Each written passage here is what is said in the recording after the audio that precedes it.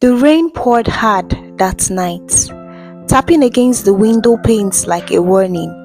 Inside their small apartment, 13-year-old Lara crawled into a ball, her body trembling as another sickle cell crisis raged through her veins. The pain was ruthless, hot, sharp, and unrelenting. It was the kind that made her want to scream, but had no energy to do so.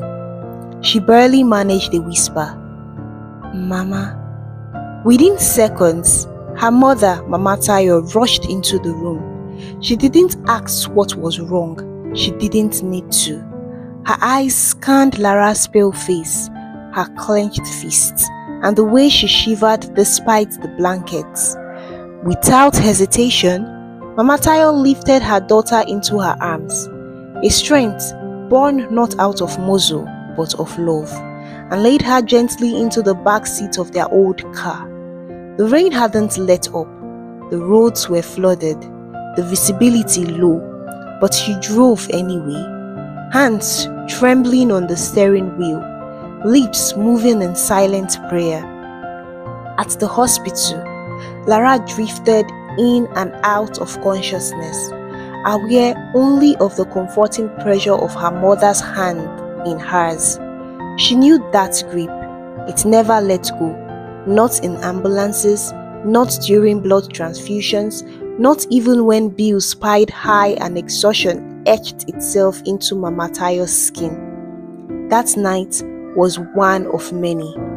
3 years of missed school trips, cancelled birthdays, and cold hospital sheets. Mama Tayo was a constant. When teachers accused Lara of faking, it was her mother who marched into school, medical reports in hand, voice steady but firm. "My daughter is a fighter, not a liar." When Lara's friends drifted away, tired of her disappearing for weeks, Mama Tayo became her anchor. She didn't sugarcoat the struggle, but she never let Lara feel alone in it. By the time Lara reached her final year of secondary school, something had shifted. She still had flares, still felt the ache deep in her bones, but she had learned how to manage them, not just with medication, but with rest, hydration, nutrition, and calm. She had learned it all from her mother. Now, at 19, Lara stood in her kitchen, preparing her favorite banana oat muffins for her younger siblings. The pain was still a part of her life, but it no longer ruled her.